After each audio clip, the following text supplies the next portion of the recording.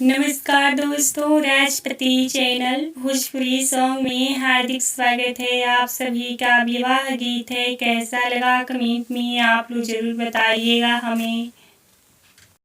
लाली बेनिया पियरी बेनिया तना जड़ावली बेनिया, लाली बेनिया पियरी बेनिया तना जड़ावली बेनिया।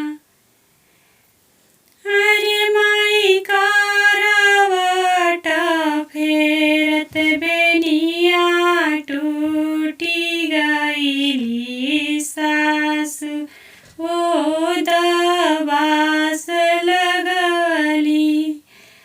अरे माई करवट फेरत बेनिया टूटी गईली सासु बिरहिनी बोलिया बोले, के करा के नेउआ बेजबो, के करा के बेनिया बेजबो, के करा की नैया बेजबो, के करा के बरिया भेजबो।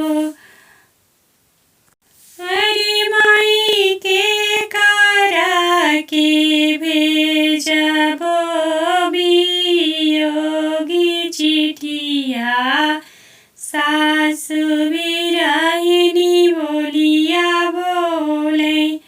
अरे माई के करा के भेजबो वियोगी चिठिया, सासु बिरहिनी बोलिया बोले। पापा के नौआ भेजबो, चाचा के बरिया भेजबो, पापा के नौआ भेजबो, चाचा के बरिया भेजबो। अरे माई भैया की ने भेजबो वियोगी पतिया, सासु बिरहिनी बोलिया बोले।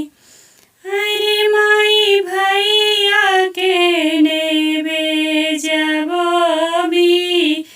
वियोगी पतिया, सासु दबास लगवली।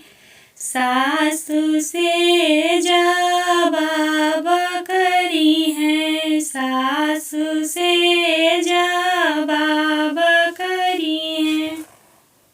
पापा आइले धावल धूपल, चाचा आइले बेचैन भइले। पापा आइले धावल धूपल, चाचा आइले बेचैन भइले। अरे माई भैया आइले घोड़ावा सवार भइले, सासु से जवाब मांगे। अरे माई भैया आइले घोड़ावा सवार भइले, सासु से जवाब मंगले।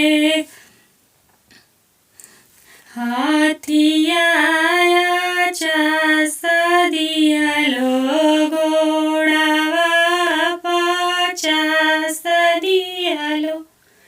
हाथिया चास दियलो, घोड़ावा पाचास दियलो। ऐसा सुनावला रुपया ना गादा दियनी, काहे बिरहिनी बोलिया बोललू। अरे सासु नावला खरू पयाना गद दियानी। काहे बिरहिनी बोलिया बोललू। अरे समधिनी नावला खरू पयाना गद दियानी। काहे उपजस लगवलू। हाथिया से घोड़ावा दियाला रुपया 9 लाख दियाला। हाथिया से घोड़ावा दियाला रुपया 9 लाख दियाला। अरे बाबू सोनामी के चूलिया बलु देती। चूष कुनो लागियो रहनावा देवो।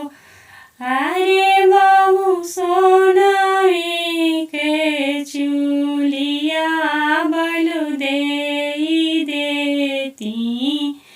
उस कुन लागियो रहनावा हम देवो। अरे समधि सोनामी के चूलिया बलु देती। उसे कुन लगाइयो और रहनवा देवो। लाली बेनिया पियरी बेनिया रात ने जड़ावली बेनिया। लाली बेनिया पियरी बेनिया रात ने जड़ावली बेनिया। लाली बेनिया पियरी बेनिया रात ने जोड़ावली बेनिया। अरे माई करवट फेरते बेनिया टूटी गईली सास बिरही बोलिया बोले। वीडियो अच्छा लगा हो तो प्लीज़ लाइक शेयर सब्सक्राइब जरूर कीजिएगा। धन्यवाद दोस्तों।